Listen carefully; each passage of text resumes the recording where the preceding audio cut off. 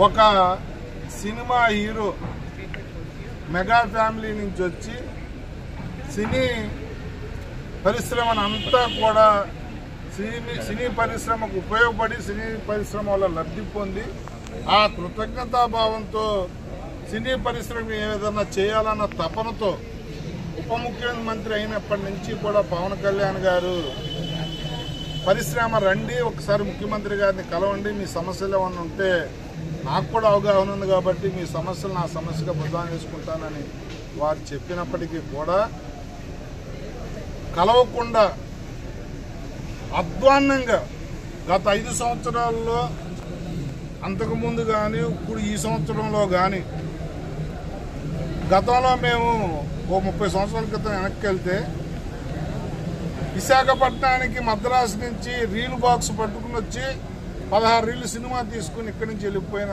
సందర్భాలు కూడా మాకు తెలుసు.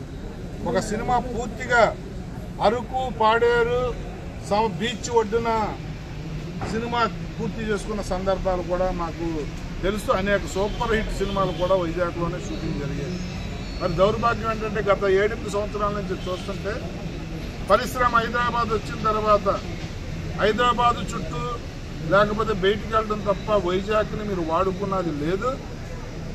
పైగా వీరమల్లు సినిమా రిలీజ్ డేట్ ఇచ్చిన తర్వాత థియేటర్లు బంద్ చేస్తామని చెప్పి ప్రకటించడం అంటే మీరు ప్రభుత్వాన్ని గొడవతో వెళ్తున్నారా, పవన్ కళ్యాణ్ గారితో గొడవ పడాలన్న ఆలోచనతో వెళ్తున్నారా?